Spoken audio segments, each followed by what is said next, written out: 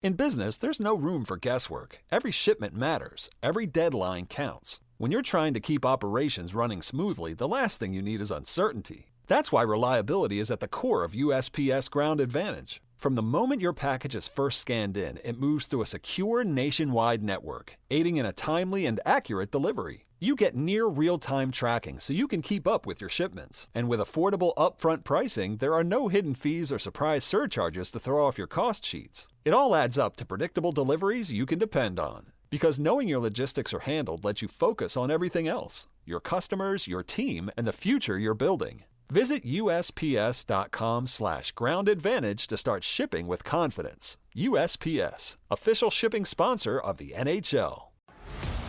This year, experience the NHL playoffs your way.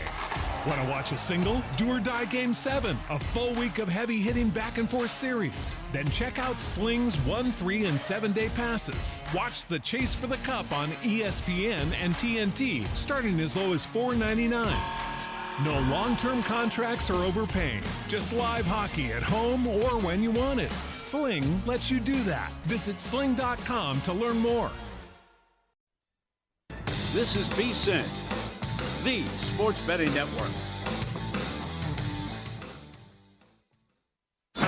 This is Money Moves on VSiN, the Sports Betting Network.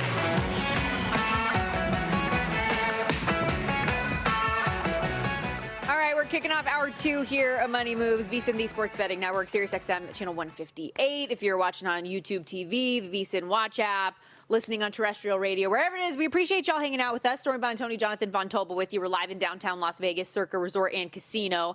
Had a great breakdown not only of the MLB card today with our buddy Adam Burke in hour 1. We also talked through the PGA Championship. Wes Reynolds of Long Shots was on the program. If you missed anything, remember, you can always listen on your own time. Money Moves in podcast form each hour. As soon as we're done, those things get uploaded wherever you get your podcast, so check it out.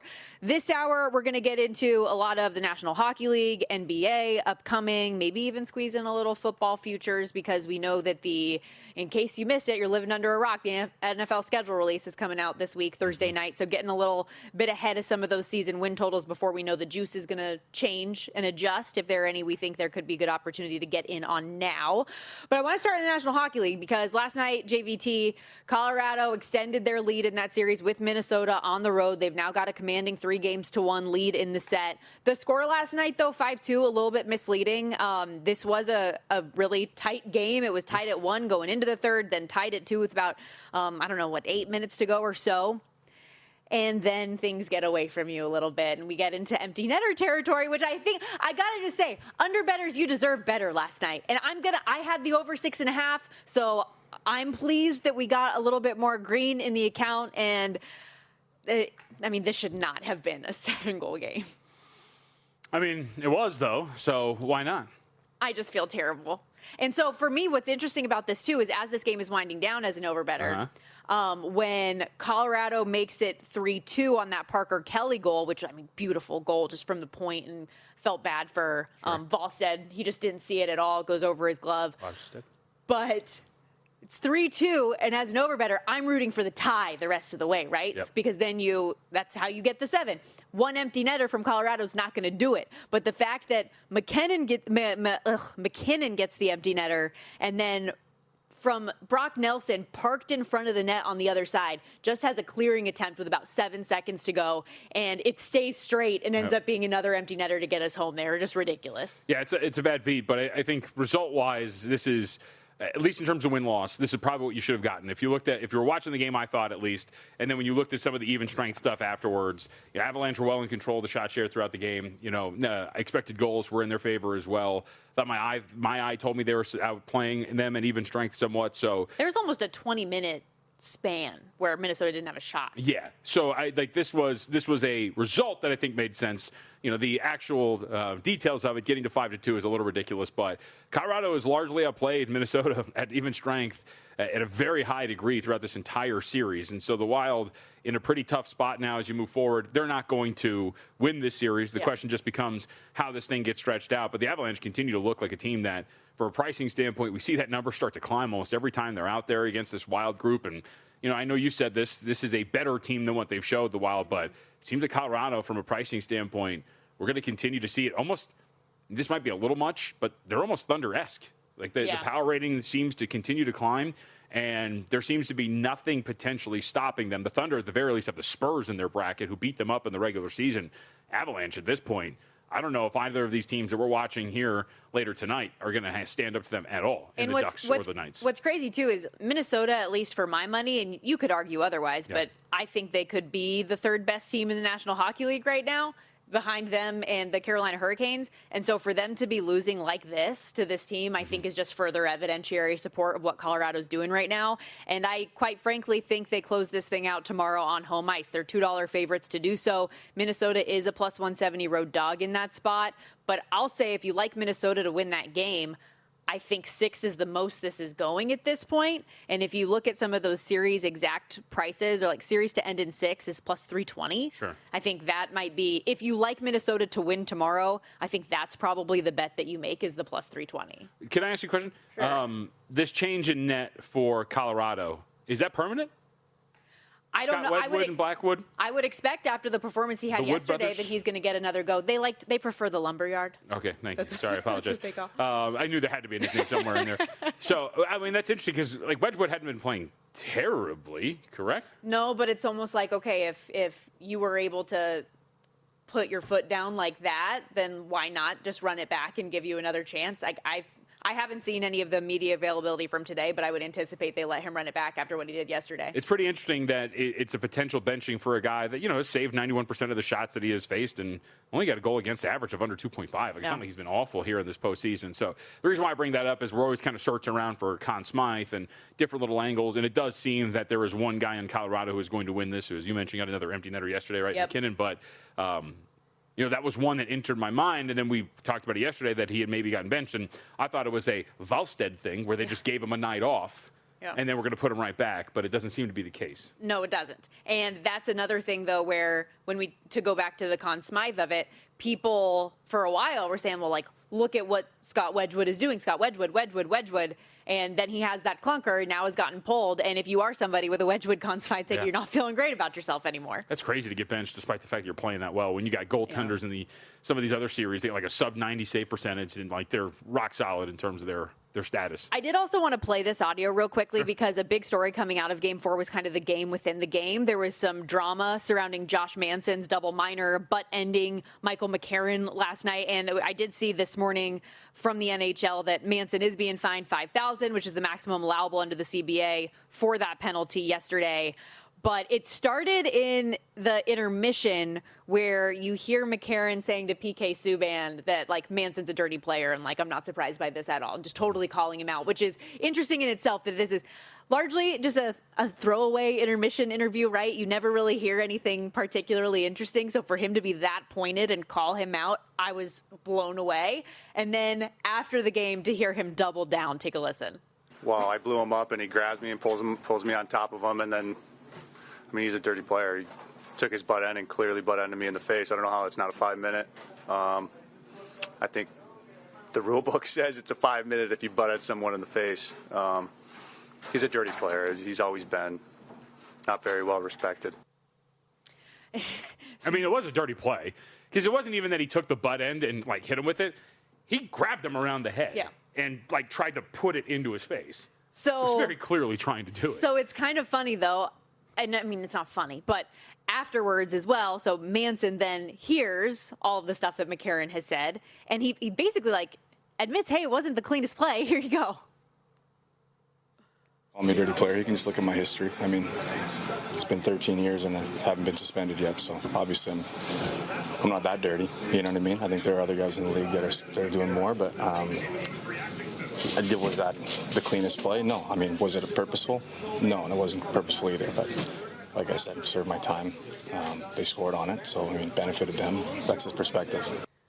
Stop. So he said it wasn't ill intent, but like also did it not remind you of like Draymond Green or something like that? Just saying like, well, I'm not like that dirty. I'm not. There's other guys worse than me. Yeah, that's not the question. Is that are you a dirty player? So like you're admitting then by default that you are a dirty player. It's just not that dirty. Man, I just wish these guys would admit, maybe, yeah. Like I was trying to get something in there. Like we all saw it. You grabbed him around the back of the head and tried to shove the butt end of your stick at his face. It's fine. It's Wembanyama-esque too. That from a penalty standpoint, like you said, generally history would say that is a 5-minute. But they reviewed it and did the double minor. So. Although I would say that he is probably not a Wembanyama type star in the National Hockey League. Correct. Although he's a tough guy though, like delivers some big hits. Enforcer? Not quite, but I get where you're going. Because we were talking. There were levels to it. There's not really enforcers anymore. It's not the same. As it used to be. Look at you waxing poetic about the history of hockey. All right, leave me be. To go back to goalies though, we do have a goalie change tonight in Montreal Buffalo. So UPL Ukko-Pekka Luukkonen is back in net for the Buffalo Sabres. Like what? That's how you say. Have you got to look up? There's a video on YouTube of him just saying his name like over and over. It's like Ukko-Pekka Luukkonen. It's pretty funny. Anyways. I'll take your word for it. They made the change there from Alex Lyon, and I was curious if that would be the case or not. And you look at some of the numbers for what he's given up from the slot, 7 goals on 34 shots from the slot the last 2 games after he'd given up 6 his last 6 combined games from that area. So maybe just, and you have to remember too, UPL was the guy that they started this postseason with. And so giving him a chance to go back in net tonight. And that stat you're going over one more time. I'm sorry.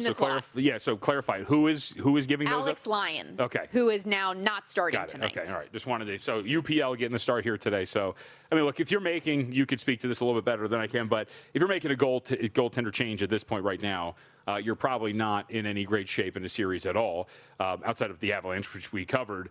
And UPL, I will not attempt to say that. I'll play it for you in the break. In the 2 games that we saw him against Buffalo, they weren't particularly great. Yeah. So it seems like the Sabres here are grasping at straws a little bit to figure out what's going on. And they have more issues, to be frank, than just goaltending right now. And I know we've talked a lot about special teams. The power play is still struggling. It's the worst of any team in the playoffs right now. 11.1% on the road. 11.1% in all. 6.3% on the road. That is not a number that you want to have. And then they've also taken 10 offensive zone penalties as well, compared to 1 for Montreal. Those are just things that can't happen. And after Buffalo got game 1, and we talked a lot about that situational spot, Montreal coming out of the long series, tired legs. The Habs have been awesome ever since, and they're minus 148 favorites yet again today to take that 3-1 lead at home. Total 6.5, and I do kind of feel like this could be an over game. I didn't end up getting to anything on this game, though. Did you have a strong opinion on anything? Not really. I mean, the only thing that we've talked about in this series that I think does stick out to me is I'm trying to find something to add for Conn Smythe, and I think your boy here between the pipes for Montreal is probably going to be the one that you want to, Jakob Dobish is probably the one that you would want to add, considering how well he's been playing. I know it kind of flies in the face of your over here because, he's been playing well, so maybe it's a lopsided Montreal victory, but either way, Dobish has been playing very well. 22-1 right now, and that's the shortest shot for Montreal. If you can see them coming out of the East and maybe beating the Canes, who have had their struggles year after year in the Eastern Conference Final. It's a good note. Okay, we got to step aside here. More to come here on Money Moves, VSiN, the Sports Betting Network. So you're listening to this podcast because you want an edge. But what if I told you you're only halfway there? You've got the mindset. Now it's time to get the toolkit to match. Here's the thing. Pro bettors spend thousands on data and tools. But what they don't want you to know is that you can get the same edge for a fraction of the cost with VSiN Pro. VSiN Pro gives you access to expert picks, public betting data, prop projections, powerful tools, analytics, and more. Just tap the link in the description and see why thousands of bettors are already using VSiN Pro to cash more bets.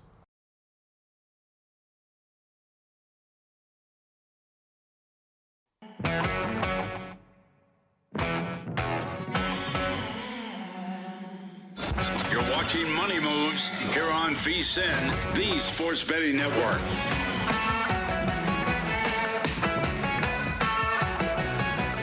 Real quickly, just coming off our hockey conversation from last segment, we will preview the Vegas Golden Knights Anaheim Ducks game a little bit later on this hour, but just because I did see it come down and forgot to mention it, I think most people expected Mark Stone to be out anyways. Once again tonight, that is the case. Still no update firmly on his timeline, but the Golden Knights captain will miss a second straight game with an undisclosed injury. I think all of us looked at it and thought it was lower body, potentially a groin or a hamstring, but unavailable once again for tonight. The only change in terms of the lines for the Golden Knights tonight is that Colton Sissons and Keegan Colasar swap sides. Riley Smith still out of the lineup. I know a lot of people thought maybe he would come in for Colasar, but has not to this point. So there you go on that. Let's push it forward to the NBA tonight. What? Why you make that face? Well, we're going to talk NBA draft. I'm sorry, the combine's going on right now, and it's being reported that AJ DeBonsa had a 42-inch vertical today.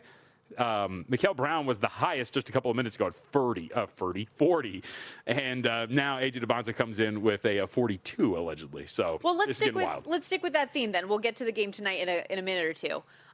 Because you were showing me some video earlier today that we were able to get talking about the top of the draft with AJ DeBonsa and Darren Peterson. So let's set this up properly. This is Jonathan Givony, and NBA Draft Express, and I don't know where he's at right now. I should probably get the title proper. But Givony is well known in draft circles in what he has been able to do. Draft Express, founder there. It was on the Zach Lowe show, and this speaks to what we brought up yesterday, which I've been kind of high on, and Kelly Bidlin and I were discussing this right before the show today too, before I, and Justin all gathered together like the San Francisco Giants and hip bumped each other multiple times. Stop. We were talking that video about was so weird. We were talking about Darren Peterson, and I refuse to kind of budge on the thought that he's not going to go first overall. And here's Givony with Zach Lowe talking about that very topic. I have Darren Peterson going 1, and I was a little bit surprised, how the consensus has shifted. I mean, I know that Darren Peterson didn't have the season that he wanted, but I've seen those guys on the same floor in person probably 8 to 10 times, playing against each other, in a lot of different settings over the years, dating back to the under 16, USA basketball training camp. And not once did I come away thinking AJ DeBonsa is a better prospect than Darren Peterson. Yeah, I just don't. I understand if you think that he might go first, but to me, it's the way that this thing is starting to get priced. DeBonsa, and we saw this move a little bit. We talked about this yesterday, but DeBonsa was minus 500 to go first overall. Then it gets shifted a little bit to minus 450. You see the odds here. Darren Peterson is odds on to go with the second overall pick at minus 135. Boozer's plus 360. DeBonsa's plus 390. If you go to the third overall selection, that's where you get a little bit more froggy because, of course, the expectation is that both are not going to be out there. Having said that, Kevin Boozer minus 115. Caleb Wilson out of North Carolina 2-1. Look at the difference between Peterson and DeBonsa the way they're priced for this third overall pick, Stormy. Peterson is plus 430. Then you get to Darius Acuff Jr. at 11-1, and then AJ DeBonsa at 25-1. So the market clearly thinks that it's a long shot that he is going to be available here at this point. So let me take you down a path here really quickly. Okay. So let's say the Jonathans are correct. Jonathan Givony and Jonathan Von Tobel, okay? That Darren Peterson is your first overall selection. That the Washington Wizards stick and pick and they say, nope, we want him. Okay. With the second overall pick, as it has been pointed out by one Zach Cohen in the Hardwood Handicappers group chat, you know who happens to be in the front office here for the Utah Jazz? Take a guess. Who? Carlos Boozer. Oh. There's a connection there. And so if you get that, and let's say, what if Cam Boozer goes to the second overall pick? And I'll take you back to the draft with Paolo Banchero. Nobody until the day of thought Paolo Banchero was going with the first overall pick. So these things happen all the time. So what if all of a sudden you get a little bit of hey, there's Boozer at number 2, and then AJ DeBonsa is still there at number 3. I just don't think that DeBonsa, if you read reports, if you look at the market, there's this thought that he is just the guy. And I just don't really buy that, considering what we know about Peterson. And by the way, they're starting to get pushback here in the NHL, from what I can understand, with this kid who was assumed to go number 1 overall. We get this all the time, where everybody thought, and I'm sorry, the kid from Penn State, his name escapes me, but Gavin McKenna, that he was going to be, hey, this is it. He's the first overall selection. And I'm starting to see mock drafts and analysis that says it's not given that he's there. So it's just the whole point of draft process in general. Not anybody, especially in a draft class that has, we'll call it parity, where there's so much good depth to it, especially at the top, that is a guarantee or a minus $5 price that DeBonsa is going to go with the first overall pick. Ivar Stenberg is the other kid for the NHL that people have been mocking number 1. And I think a lot of the conversation has been like McKenna is far and away the most talented, like high-end skilled player in this draft. But he's somebody that, looking to the future, he's going to grow into a Connor Bedard type, doesn't have as much on the defensive side. Stenberg is more of like a ready now type of a player. So Are you betting on the potential in the future? Are you betting on the kid who can play for you at a certain level now? Actually, I was just talking with Mike Palm and Jonathan Davis outside of the studio before we came in today. We were talking a little bit about that because I asked JD about the Maple Leafs at 1. I've seen a lot of people, because they need a defenseman so much, and the top prospects in this draft are forwards. People have talked about are they going to trade back? And JD said no, but maybe that's a good conversation we can have when Mike Palm joins the program on Friday as well, just talking more about the draft stuff on both sides. That said, has that triggered a bet for you? Are you going to buy in on any of this? Yes, Darren Peterson to go first overall. Okay. I think that we're going to get to a point. I don't know if he's going to become... You got the confirmation bias you needed. It's not even that. I don't think, because I've thought this for a while, but I don't know if we're going to get to a point where Peterson flips and he is the odds-on favorite again. I'm going to fancy a guess here that we get to a point where it's probably a near pick for the first overall selection. Okay. That Peterson's going to find his way back up here. And this is the other thing we should point out. So much, I think, of the perception around this top pick when it comes to the betting market and our conversations around it are shaped by misinformed people around what was going on with Darren Peterson during the regular season.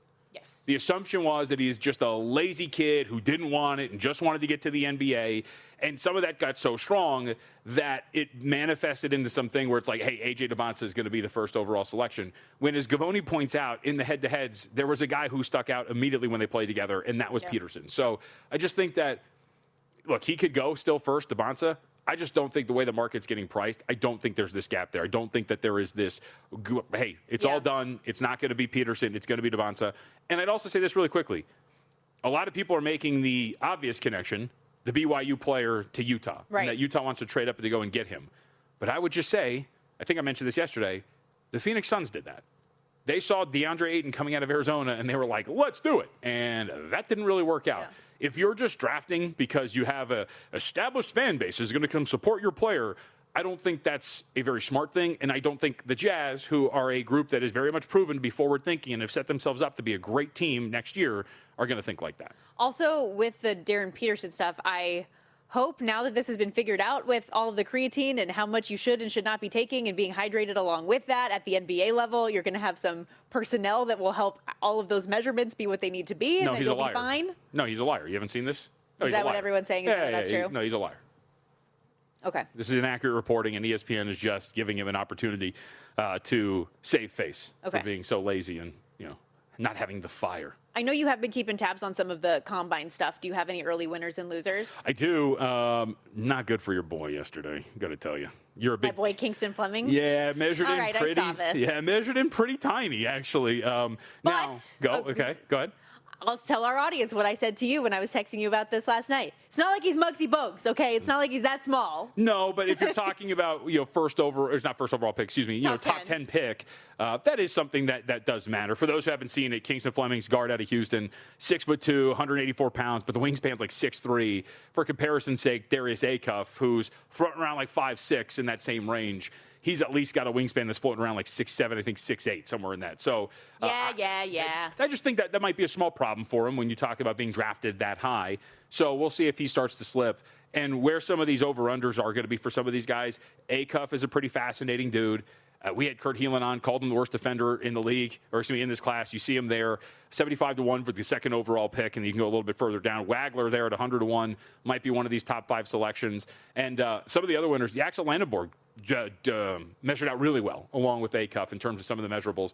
We're getting verticals today. We're getting some agility drills today. So we'll see how that plays out. There's some shooting too. But I think Fleming's is going to be a pretty interesting draft position. Where do you put it? 7.5, 8.5? Will they go over, under?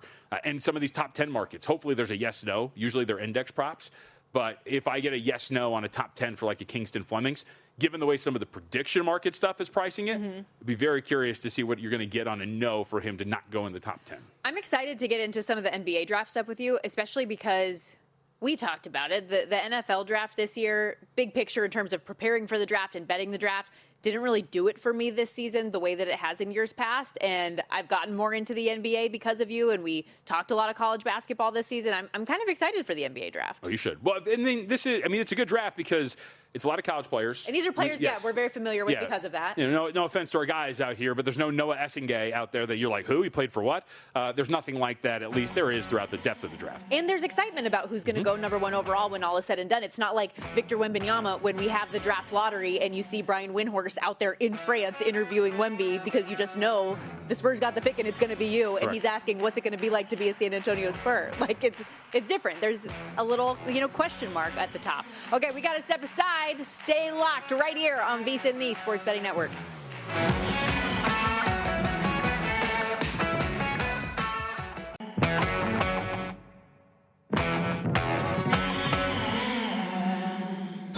You're watching Money Moves here on VSiN, the Sports Betting Network.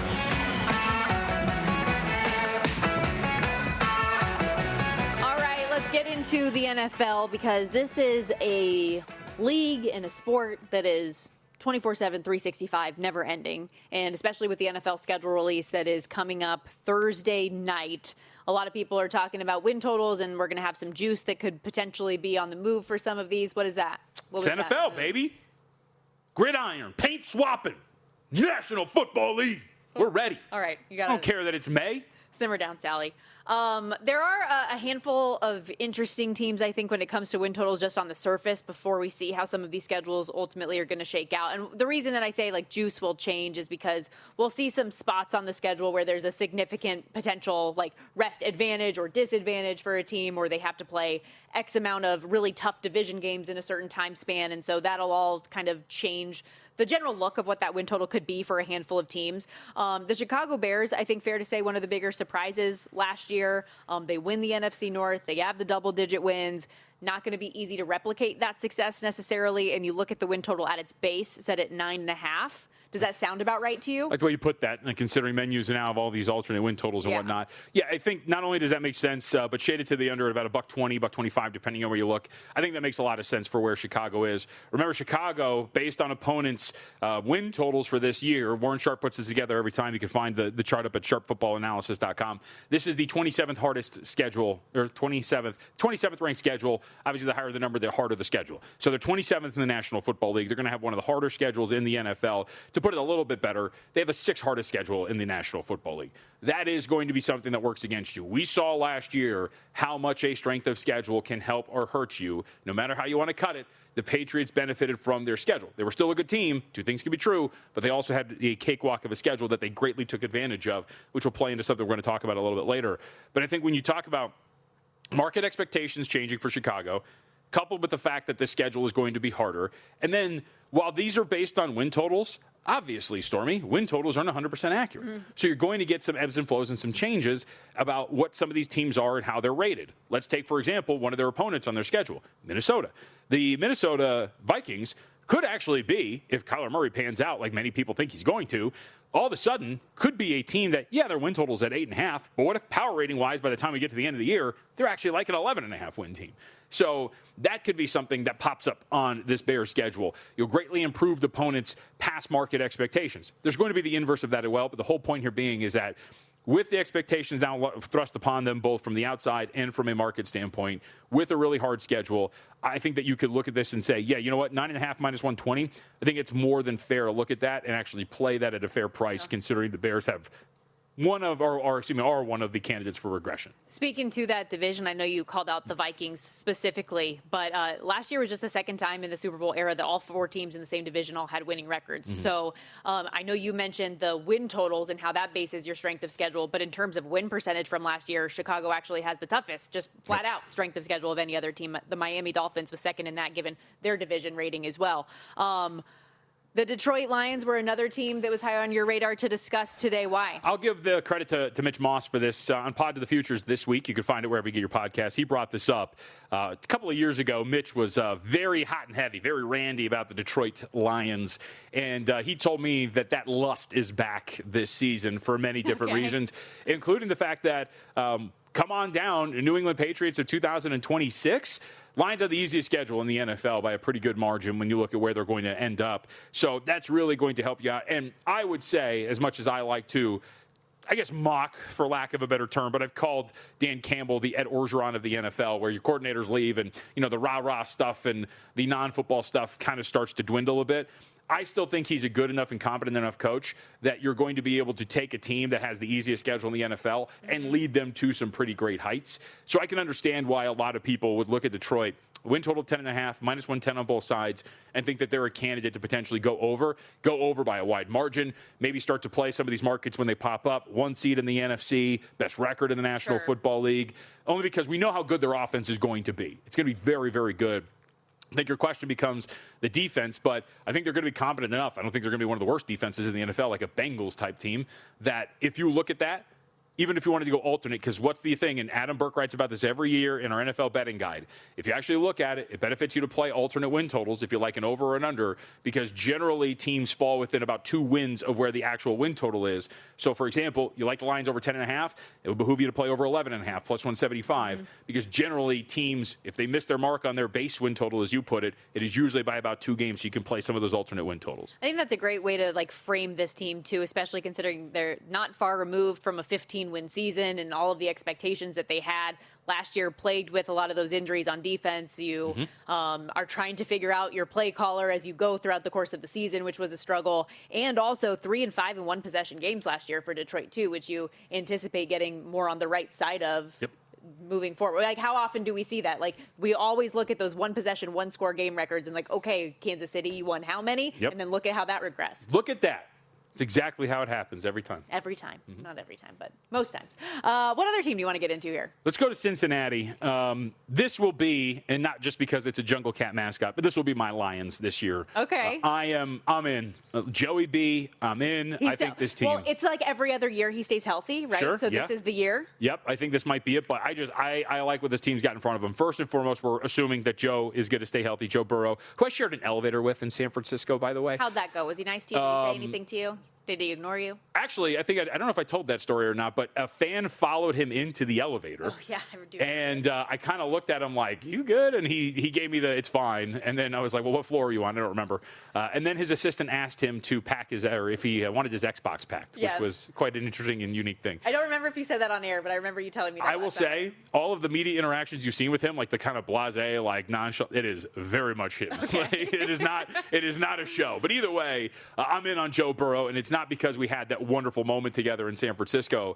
I think he's going to be healthy. You can only just assume, right? You can't just think that he's not going to be. So I'll take it at face value that I get a full season of him. I like the addition of Dexter Lawrence. I like the way that this defense is maybe shaping up. And akin to the Detroit Lions. Strength of schedule, baby. Easiest schedule in the AFC. Cincinnati Bengals. And there is a little bit of a gap between them and the Cleveland Browns, who are 4th in the NFL in terms of easiest schedule. I think they can really get this done. And again, to the point of what we were talking about, 10.5 over plus 125. We know the offense, if it's all together, is going to be very good. The question just becomes the rest of the division. I think the Pittsburgh Steelers are going to have a down year. I don't care that Aaron Rodgers is coming back or if it's going to be Drew Aller, whoever it is. The Ravens are going to be maybe okay, but this is going to be, I think, the best team in the AFC North. And I don't know why you flip your hands up at me. No.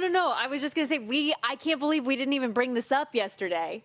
That Aaron Rodgers didn't meet with the Steelers over the weekend like he was supposed to. I totally forgot about that. That's just crazy. We totally built it up and all of the expectations and everything that they were finally going to get their answer potentially. And I say potentially because it didn't happen.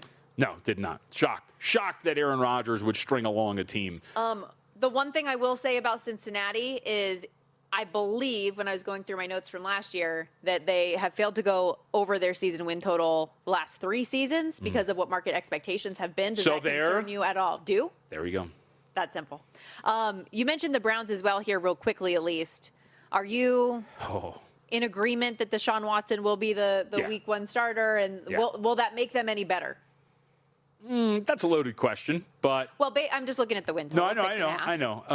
Well, because I'm also wrestling with this idea of maybe? Again... Oh, no, are you drinking the Kool-Aid? I don't know if I'm drinking the Kool-Aid in the sense... I just think that... I don't know if the AFC North is going to be good this year. I think Baltimore is going to be, a very competent team.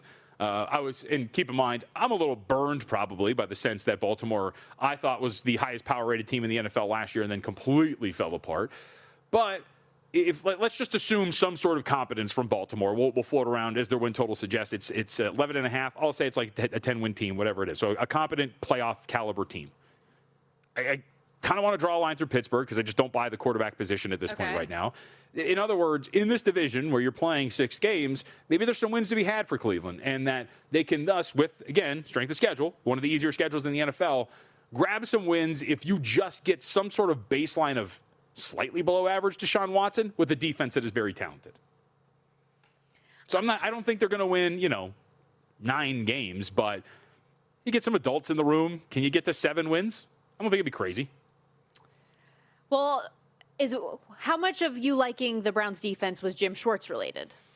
I mean, some of it, but the personnel remains the same. Sure. I think that's maybe a layer to this too. And they won 5 games last year that I thought maybe even were lucky to win 5 games. You going to bet them under? I don't know. I'm just. Or are you just going to push back and argue with me for no reason whatsoever and not just let me have my moment here? That could be it. I've had a lot of agreeableness with you to this point. It's not a word. I'm just, I make up words too. That's okay. When you talk long enough, you have to come up with your own vocabulary. Takeaway from here is Bengals alternate over. I think they're going to be the best team in the AFC. I'm in. All I was saying on that is you're asking for like a full 2-game jump from a result that maybe they were a little bit lucky to have. All and I'm they did have a asking weak strength. is that our audience checks out vsin.com/subscribe. Check this out. Look at this. The discounted annual subscription that we're going to give you folks. 14 months, promo code PRO, $199. The daily best bets, the betting splits, 24/7 live video streams. You can see us mog on the other shows, the betting guides, and more. vsin.com/subscribe. Promo code is PRO.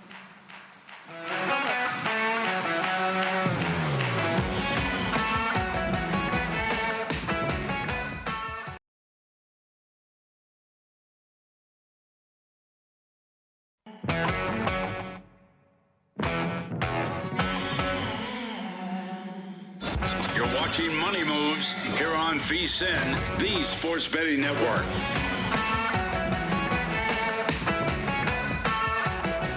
All right, we got a couple big game 5s tonight. Oh, yeah, you messed up, huh? Series tied at 2. Okay, don't get mad at me because somebody tweeted you about saying promo code instead of promo code. Set post and checked in. I messed up the read at the end. It's promo code PRO. In my defense, to have a bunch of pros together. Promo code PRO. I mean, I don't know. I did the read a couple times today, and it came out fine. Okay, so now you're going to start something. No. So now my next challenge is to, and I will do this, I will now go back and put together a supercut of all of your messed up ad reads. I mess them up all the time, and that's why I was laughing about this, is none of y'all have tweeted at me when I screw them up, because it's happened to me often. That was close. I actually, so my husband and father are very kind and watch every game broadcast that I do. Don't worry, they watch and listen to the show as well. I already knew that. I'm surprised my dad doesn't just text you at this point. But they will text me critiques throughout the game if I mess something up or whatever. And I was trying to say focus in a hit the other day, and I said forcus. Ooh, careful. And so, oh my gosh, that's actually what I texted him back. I said, I thought I said something else almost. And so saved myself, honestly, that we did that. In the early days of The Edge, when Matt Humans and I were together here on VSiN, I accidentally called Butch Jones, we'll say another term. Okay. I was talking too quick. Try saying play clock really fast, too. Something interesting could come out on that one as well. Yeah, there's a handful. Can you say San Antonio Spurs 3 times fast? I'm not going to try, but I probably can, which leads us to one of the game 5s that we have tonight. So we got one on the hardwood, one on the ice tonight. Minnesota, San Antonio going head-to-head once again here. We talked about it earlier, at least briefly, that Wemby will be out there, but from an injury standpoint, something else we should be aware of tonight? I guess. De'Aaron Fox is dealing with something, participated in shoot-around. I don't think there's any real threat to him not being available today for the San Antonio Spurs. Having said that, he is listed as questionable, as is Dylan Harper, their young stud rookie guard. So I think that those are just, you know what, let's put them on questionable because they're just dealing with some sort of soreness. Both will be out there and ready to go. If De'Aaron Fox, what I'm going to be interested in is, so I took 10 with Minnesota. What I'll be curious about is if De'Aaron Fox is, because we see this all the time, if we get the active status, hey, he's active, he's playing, is the market going to go to 11? I don't think so. But we've seen the market do this a ton with news that we expected to come down, which is the biggest example in recent weeks is the Kevin Durant, the first game that he was questionable for in the series against the Lakers. We all expected he was going to play. We all thought it was going to happen. We all saw him at shoot-around. and then he gets officially announced as active, and it's like, 5 to 6.5 on news that we expected. Yep. So I do wonder if that's going to be something here where, am I foolish in taking 10, which is available, and there's 9.5s out there as well. There's a 10.5 at FanDuel. See, there you go. I think it's juiced to a side, right? I would assume. Yeah, but, minus 150. Yeah. But either way, the whole point here being is, am I a fool in taking 10 and then it's going to spike up? I think this should be the number. I'll take double digits. Wes Reynolds was on with us earlier. You can check that out in the first hour. Money Moves, wherever you get your podcasts, as well as Long Shots. Wes does a great job on there with our guys, Kelly Bidlin and Matt Brown.